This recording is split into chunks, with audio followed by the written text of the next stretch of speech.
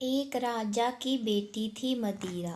राजकुमारी मदिरा को सुख सुविधाओं की इतनी आदत हो गई थी कि वह उनके बिना रह ही नहीं पाती थी। वह अपने पिता की बहुत लाडली थी।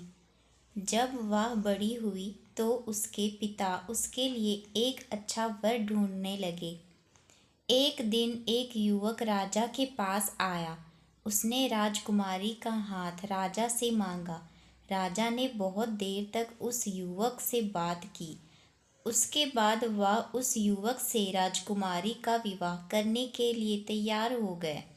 लेकिन जब राजकुमारी को पता चला कि जिस युवक से उसका विवाह होने वाला है वह कोई राजा या राजकुमार नहीं है तो उसने विवाह करने से मना कर दिया।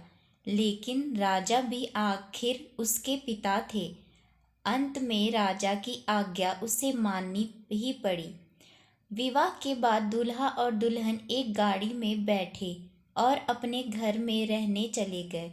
उनकी गाड़ी सुअरों के एक बड़े से आगे रुकी। वहीं एक झोपड़ी भी थी। युवक ने कहा, हमारा घर आ गया है, आओ अंदर चलें।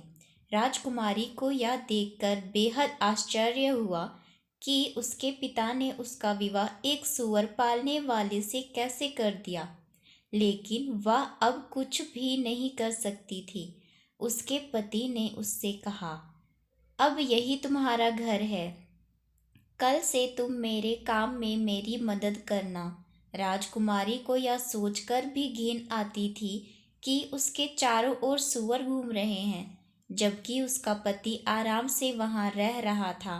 धीरे धीरे राजकुमारी को सूअरों के बीच रहने की आदत पड़ने लगी। वह अपने पति की मदद भी करने लगी। कुछ महीने बीत गए। अब तक राजकुमारी घर का सारा काम अपने आप करना सीख गई थी, बल्कि उसे यह सब करने में मजा आने लगा था। एक दिन अचानक उसका पति उससे बिना कुछ कहे कहीं चला गया। काफी देर तक वह वापस ही नहीं आया। फिर वहां एक बग्गी आई। देखने में यह किसी राजा की बग्गी लगती थी। बग्गी के कोचवान ने राजकुमारी मदिरा से कहा, आपको हमारे राजा साहब ने बुलाया है, आइए मेरे साथ चलिए।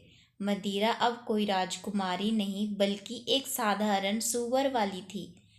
वह यह सोचकर डर रही थी कि राजा ने उसे क्यों बुलाया है। शायद मेरे पति से कोई गलती हो गई है, उसने सोचा। कोचवान मदिरा को एक राजमहल में ले आया। यह उस राज्य के राजा का महल था। उसे राजा के सामने बुलाया गया। उसे समझ नहीं आ रहा था कि उससे क्या भूल हो गई है। उसने हिम्मत करके राजा की ओर देखा। वह पूछने ही वाली थी कि उसे यहाँ क्यों बुलाया गया है। तभी उसे लगा कि उसने राजा को पहले कहीं देखा है। ध्यान से देखने पर उसे पता चला कि सामने राज सिंहासन पर और कोई नहीं, उसका पति था। उसे इस तरह राजा के रूप में देखकर मदिरा भी उसे तुरंत पहचान नहीं पाई। उसे सम्मान के साथ राजा के बराबर रखे हुए सिंहासन पर बैठाया गया।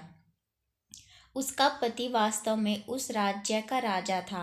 राजकुमारी मदिरा अब पहले जैसी जिद्दी और घमंडी नहीं रही थी, इसलिए वह अब रानी बनने के लायक थी। अब वह समझ गई थी, कोई भी काम छोटा या गंदा नहीं होता। यदि आप चाहे तो हर परिस्थिति में खुश रह सकते हैं। आपको वीडियो पसंद आई हो तो लाइक शेयर सब्सक्राइब करें।